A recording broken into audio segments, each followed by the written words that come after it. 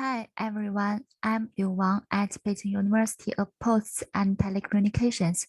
It's really a great honor for me to present my paper here. I'm going to share with you our recent work, MalRadar, Demystifying Android Malware in the New Era. Mobile malware detection has attracted massive research efforts in our community.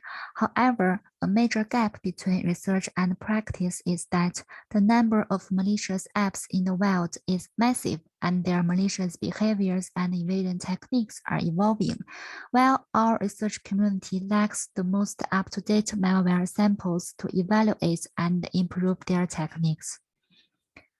The mostly used way to label malware is by resorting to the detection results of VirusTotal. As engines often disagree with each other, researchers usually define a voting threshold to label malware. However, different researchers would choose different thresholds. Besides, the detection results of VirusTotal would change all the time. Previous work have reported VirusTotal's dynamics. Thus, the VirusTotal-based labeling is unreliable. The other way is resorting to the security reports. Usually, the security companies publish reports to reveal the new identified malware. These reports are manually analyzed by security experts with detailed code analysis, and they often list the indicators of compromise, which could be used to create malware dataset. This is reliable but needs a lot of manual efforts. In this context, we create a malware dataset based on the security reports.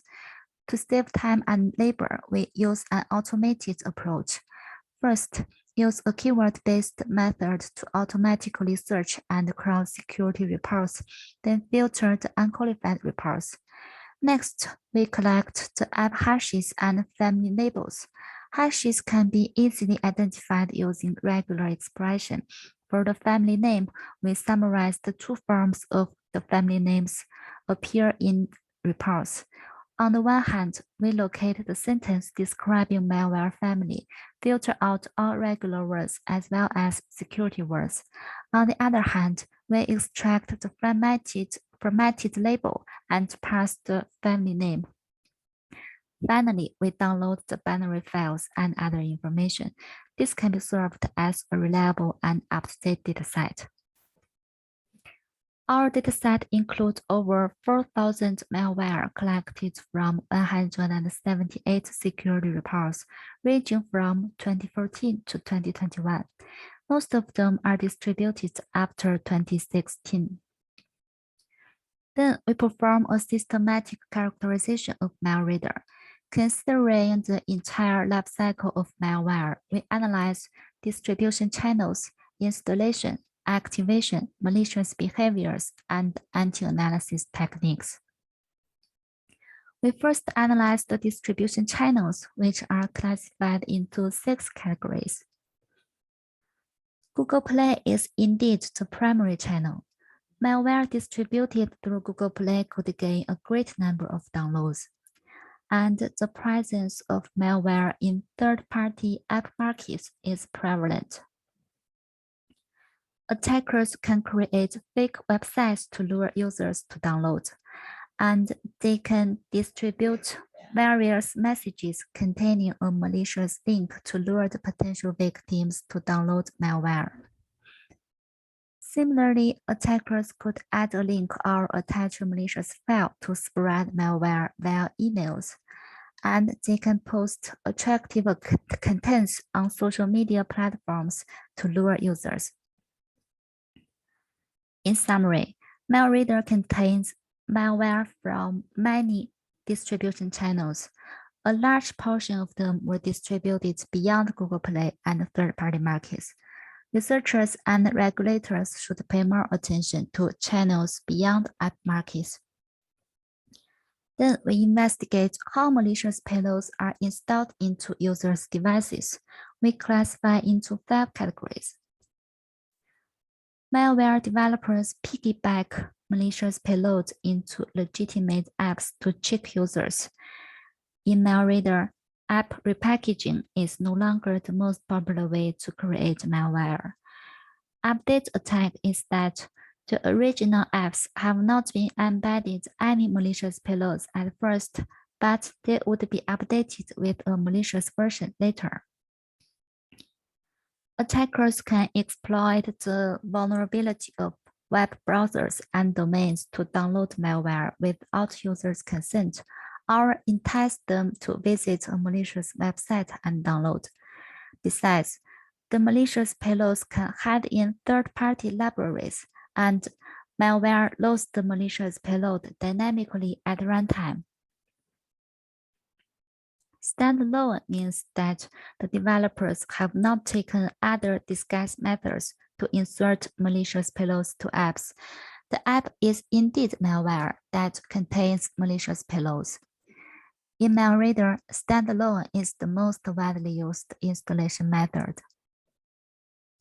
In summary, app repackaging is no longer the most popular way to create malware, and standalone malware become the mainstream. Besides, it's a trend that attackers are injecting the malicious payload into third-party libraries and load them at runtime. Next, we consider two ways of activation. A malware can rely on the built-in support of automated event notification and callbacks on Android to trigger its payloads. We examine the system-wide Android events of interest to existing malware. The scheduling method is used by malware to start monitoring in a periodical manner. In MalRadar, a large portion of them are ransomware or adware. In summary, system event-based activation is remaining the main trick to activate malicious payloads. Scheduling is the emerging way. Next, we classified malicious behaviors into 12 categories. Privacy stealing is one of the most common malicious behaviors, which steals users' private information like phone number, contacts, and so on. The malware can abuse SMS call-related permissions to commit malicious actions, including sending, blocking, deleting SMS, or making phone calls without users' awareness. Most of malware in MalRadar communicates with remote servers and receives commands to perform malicious activities. Malicious bunker apps are designed to steal users' accounts of online banking systems, credit cards, and so on. Ransomware threatens to publish data or encrypt device unless the ransom is paid. Accessibility services are abused by attackers to perform malicious actions. Malware can exploit Android system vulnerabilities to gain elevated privileges, such as gain root access and ask for device administration privilege. And malware could use the root or accessibility privilege to secretly install apps without users' awareness. Adware can show diverse advertising behaviors, such as creating fake clips in the background to make a profit. And many malware consumes the processing power of smartphones to generate revenue. Malicious apps use some tricks to prevent themselves from being uninstalled, such as hiding or changing the icons once executed. Some malicious apps are able to subscribe users to premium services without their knowledge. In summary, the malicious behaviors of malware have become diverse. Although some are remaining popular, a number of new activities are becoming rampant. We then classify the anti-analysis techniques into 7 categories. Malware samples often obfuscate identifiers in code or obfuscate the code structure. Communication encryption usually employs the web protocol and converts the constant strings into ciphertext using encryption algorithms. Both techniques are widely used to increase the efforts of reverse engineering. To evade dynamic tests, malware can check the device information and runtime environment before triggering malicious behaviors. Besides, some malicious apps use more aggressive methods to kill the antivirus process or uninstall the antivirus apps. Besides, packer anti-disassembly and anti-debug techniques are used in MalRadar. In summary, 96% of malware in MalRadar use at least one anti-analysis technique. Environment check, obfuscation, and communication encryption are the most widely used techniques.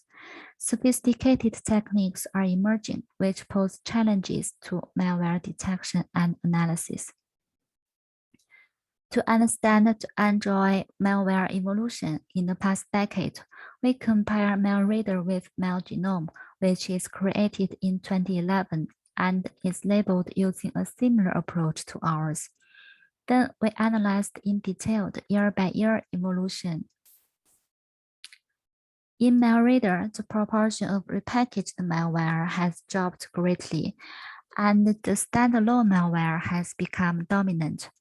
Look on per year basis, standalone apps have been rampant over years. System event-based activation is remaining the main trick to active malicious payloads in both datasets. The scheduling method is emerging in MalRadar. Look on per year basis, boot completed event has remained popular over the years. The package and system events have a tendency to increase. Remote control and information stealing were two most popular malicious behaviors in both datasets. In MalRadar, there are some new malicious behaviors. Look on per year basis, information stealing and remote control remain popular. Exploiting vulnerability behaviors declined. Minor and premium service are emerging. MalRadar apps use the more evasion techniques than MalGenome. Look on per year basis, more and more apps are using anti-analysis techniques. Disable antivirus is becoming increasingly popular. In summary, the malware has undergone a marked evolution over the decade. The characteristics have changed greatly. Existing outdated malware dataset cannot reflect the new trends of Android malware in the new era. As the samples in MalRadar are highly quality malware verified by security researchers, we then use MalRadar to measure the effectiveness of antivirus engines on VirusTotal. We found only 24% could be flagged by over 30 engines. For each engine, we define the malware coverage ratio as proportion of malware that can be accurately flagged by each engine. We found only 27 engines detected more than half of malware. Next, we measure whether the existing malware detection models can be adversely affected by the lack of the latest malware dataset. We select 3 tools for evaluation. 3 datasets are used, and we design 3 groups of comparative experiments. In experiment A, we use MalGenome for training and testing. In experiment B, we use the model trained in experiment A to predict samples in MalRadar. In experiment C, we use samples from previous years to predict samples from later years in MalRadar. As a result, in experiment B, we can see all of 3 models achieve poorer results than A. It suggests that machine learning models trained using the outdated samples in MalGenome cannot well flag the new samples in MalRadar. The poor result in experiment C indicates the rapid evolution of malware and the great challenge for existing techniques to resist this evolution. In summary, the antivirus engines and the academic techniques cannot well identify the malware in the new era. As Android malware is evolving all the time and the malware in the new era are very different from the old ones, it poses more challenges to achieve a promising result. In conclusion, we create MalRadar, performed a systematic study of MalRadar, and studied the evolution of Android malware. We revealed that existing research efforts can be adversely affected by the lack of clear understanding of the latest mobile malware trends. It's important for our research community to update the malware dataset in a timely manner. We have released the malware dataset. Thank you for your attention.